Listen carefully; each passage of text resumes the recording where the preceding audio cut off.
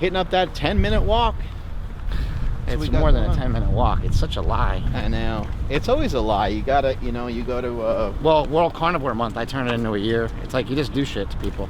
Yeah. You manipulate, you know? You kill everybody. Yeah, screw them. They don't need to know. I was talking to you not too long ago, and I said, I'm going to do this. I think I'm just going to do this the rest of my life. Remember that? Yeah, that's a pretty long time. I know. What do you think about that?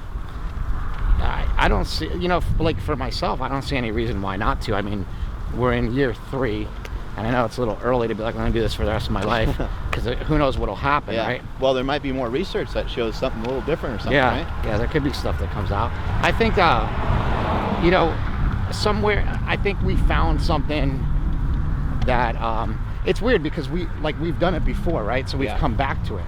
And there's something about coming back to something and going, like, landing on it again and going, oh, hey, yeah, like, I feel great again. Back when I was 20, I did this. Yeah. I felt great when I was 20. I did it again when I was, like, 28, you know? Right. Remember when we worked at Sharky's, like, 98 to 2000 or whatever, I was shredded. Like, during that time, I weighed 170 pounds. And I did carnivore then. And so I've done it twice in the past where it's really been effective. And it just seems like something like, well, why not? We landed on it before. Yeah. We landed on it again. Something I know for myself is that, you know, I know that today's day number 28, and I haven't announced this quite yet, but I might as well announce it right here. We're into day number 28, and for those of you that have been following along, and those of you have been doing it the whole time with me, congratulations on making it this far. Those of you that just jumped in, congratulations on making it however long you've made it so far. Welcome. And those of you who haven't jumped in, you still got an opportunity, because we're running an extension on this thing, and we're going to prolong it, and we're going to do 100 days. What? We're doing 100 days of World Carnivore Month. So we're going to carnivore 100. Carnivore 100 is what we're going to be doing. I want to see you guys hashtagging it. I want to see you share it with other people. What do you get at the end? You get a huge punch in the face. How? It's going to be 100 days of eating meat, and what I'm going to do for maybe some part of February, I'm not sure when, but I'm going to start to introduce maybe a little bit of dairy. Maybe some of you already done that. That's going to be my little treat that I'm going to put in there. I'm going to allow some whey protein shakes, some cheese, and for the entire month so far, I haven't had any dairy or cheese or any of that kind of stuff, and so I'm going to bring in a small influence of that here and there. Probably going to continue on the train of not drinking any coffee. I've been feeling good with that. I haven't noticed anything negative happening from not drinking coffee anymore, and so I'm feeling really good, and I'm fired up to do 100 days. It shouldn't be that hard. I mean, we've been doing it anyway, you know. But I don't really feel like there's anything hard about it. I find that, like, when you just batten down the hatches, it's the same with the war on carbs. Like, when I say, you know what, war on carbs, that's it. I look at every single package and make sure there's, like, no carbs in whatever I'm eating. Right. I'm really strict about it, you know? Right. You got to have a rule. If Yeah, you're you like, yeah, I'm going to do this half-ass 80% carnivore thing, it just sucks. It's just lame. And you know what? You feel like a loser. You feel like you're kind of out there floating and you can't quite get traction, and you get kind of good results, but not really, and you feel kind of good, but not really. And you kind of, you're lying to yourself, you're lying to other people. Like, I found it, like, a lot of times on Instagram, I couldn't even say, hey, I'm out of pain, because I wasn't out of pain. I was fucking dying. Right. But then when I switched up to just going more full blast towards, you know, carnivore, just eating red meat, the more and more I go towards it, the better I feel. I know a lot of people. I know a lot of people that train all the time. They eat fairly healthy, they prep their meals, and they're still not in the shape that they want. And they lie to themselves, and they say, oh, you know, I'm about 80-20. Yeah. And their 80-20 is probably more like a 60-40. Yeah. You know, or something like that. You know, the end of the day comes, and you're home by yourself. No one else is around. Some people, like even myself, used to wait till everybody was in bed, and then I would have an onslaught of a bunch of food. I didn't want my kids to kind of see what I was doing, because they usually see me eat so healthy. That's what Hadi said. Hadi said he like eats in secret. Yeah. He used to eat in secret. Yeah, and I wasn't ashamed of anything, because I was a big, jacked, strong powerlifter, but I still didn't want them to, like, see me, like, annihilate food this way, because it was so destructive. It was like this giant wasn't a cheat meal. It was like something out of this You were world. like Genghis Khan to the food. Yeah, I was like eating. Just annihilated. Well, I'd get like 2 pints of Ben & Jerry's, polish that off, eat a big thing of cookie dough, you know, eat some donuts or something. It would be like you've been there. That shit's all good for you. No, I have not been total. No idea what you're talking about. I've never even eaten that. Total annihilation of food. So, you know, anyway, I've shifted gears and I've gotten away from that. But I know the shoes that some of you guys are in, and you know, it's a great thing to try to pull yourself out of it. If you find yourself 7 p.m., 8 p.m. every night, sitting on your couch, watching your ass get fatter, eating a bunch of junk, it's time that you figure out, how can I implement some change? How can I turn things around? Can I go for a walk?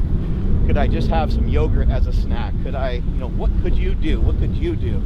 Rather than think about starving on a diet, just think about, you know, stuffing yourself with some meat and how good you'll feel doing that, and how you won't be suffering like wanting food.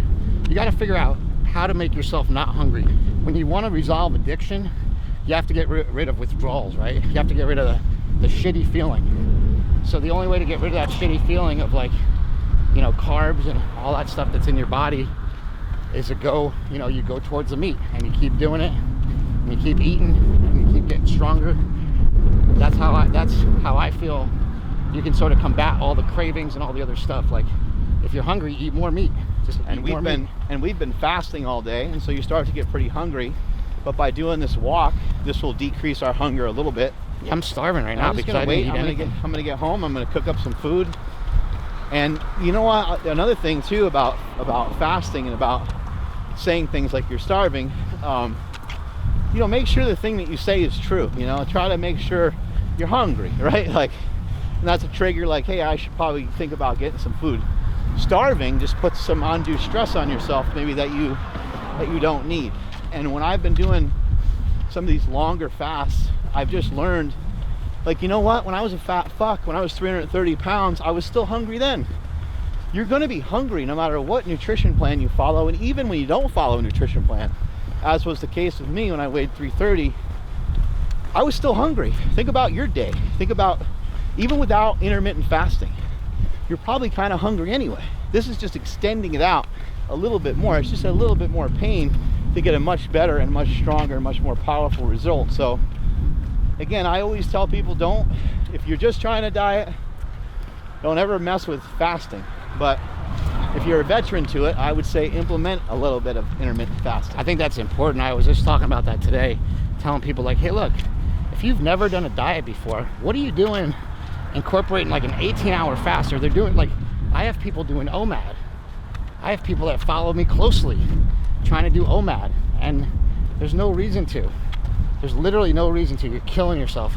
Eating once a day is not fun. I don't care what anybody says. Some people have exercised themselves to a point where that feels really good, and they're never hungry. But it takes time. But like a fat guy, he doesn't feel that way. He wants to eat. So eat, you know, like don't sit back and go, I'm just gonna eat once a day because it's less calories, and metabolism doesn't necessarily work that way. You know what your body's ready to do when you undereat for a long period of time? It lowers your calories, like lowers your burning. Yeah, of the calories. So it does that. Whatever right? that was. Yeah, that's one. What was I saying? That's one mechanism. It's called NEAT, non-exercised, whatever the hell it's called. Thermic activity. Yeah, you basically activity thermogenesis. You basically do stuff. A lot of this less. You move less because you're exhausted, because you're starting to eat so much less food. But when you're restricted for a long time, don't get hit by this. Your body is really, really ready. Your body is really ready to absorb nutrients, aka potentially make you really fat. So if you fast and fast and fast, and then you end up going off the rails and having cheat meals and stuff, then your fast was not effective. If you end up feasting and you end up eating a good amount of food, that can be just fine, and that can be okay, especially when it's on the plan. You go outside that plan, then fasting is not working for you, and it probably would be a nice way to get fatter, because you're constantly going between one. It's like a yo-yo, right? It's a yo-yo effect. We had Joel Green on the podcast recently, and he basically said your fat cells will grow and grow and grow and grow and grow like this, And then basically, if you look at my fingers and picture it having kind of spider webs attached to it, as I go to close, the spider web tension will build and build and build. So I'm losing weight, but then I binge and pow! Pops right back in. Pops right back in. It was ready. Your body was ready. Primed. And that's how we preserve, and that's how we survive. And that's what the human body wants to do. The human body doesn't really want to lose a bunch of body fat. So the odds are really stacked against us, and it really sucks. But by implementing a carnivore diet and filling yourself up at every meal, eating before you go out. You're about to go out somewhere, eat a steak, eat a couple eggs. Because you don't know when you're gonna eat. You don't know when your mom and dad are gonna show up, or you don't know everybody else's schedule, and maybe somebody misunderstood the time. And it's just there's a lot that goes on with the coordination of trying to go out to eat. So eat before you go. Eat before you go to the grocery store. Maybe just stop going to the grocery store altogether, because most of the stuff there is bullshit. Go to a butcher shop and just buy meat. And in reality, the only people that should be eating really, really fatty meats and really fatty foods are people that are doing this for really serious autoimmune conditions, or people that are already lean. If you're not lean, if you're really heavy, eating more protein is going to help. It's going to burn fat. It's going to displace fat calories. It's going to help you lose weight. It's not going to be as comfortable as eating more fat, but it's going to be better in the long run for you.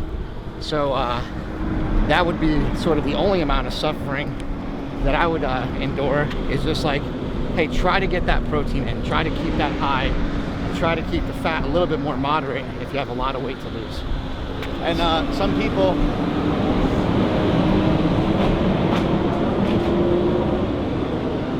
waiting for that big old food truck to go by. Some people will talk about gluconeogenesis, your body's ability to kind of create carbohydrates out of... I have a Nintendo Switch. Yeah, I know, it sounds like Sega Genesis, right? Oh, it's not? Gluconeogenesis. Look, man, I'm no scientist. Making new glucose, that's what it means. Yeah, you're making some French. some new glucose, right? Latin.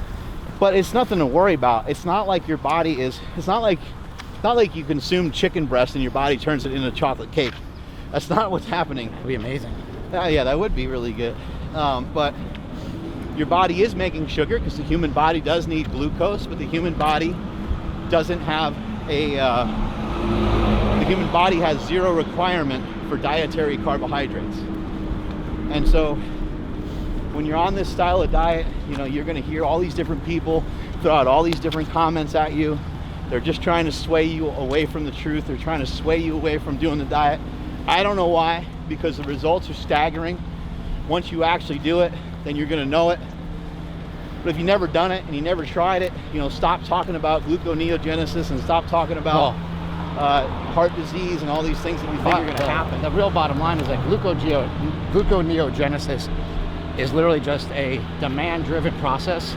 So if your body's not demanding more glucose, like, it's not going to just make a bunch of glucose for no reason. And that's something that people need to understand. Yeah, it's not just because your protein's really high. It's not because your protein's high. It's probably not going to kick you out of ketosis, like everybody says. And the thing is, it only makes it what it needs. So even Dr. Baker says, if he's going to do something that's like highly glycolytic, like his rowing, he'll eat 4 to 5 hours beforehand, because he knows his glucose will be at a peak, after a couple hours in his system. It takes a lot longer than carbohydrates to sort of get that energy if you're trying to do something for performance. Most people don't have that issue. They don't even have to worry about it. They're not trying to perform like that, We're coming to the end of our 10-minute walk. I don't think either one of us really, we're starting to like the 10-minute walk enough to where it's still enjoyable, or it has become more enjoyable.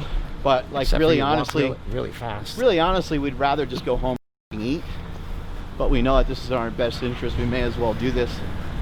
It's important to us. Anyway, hopefully you learned something from this video. This is Big Strong Fast on IG. And cheap. Make sure you're following along with his stuff. Make sure you're following along with Sean Baker. Make sure you're following Paul Saladino.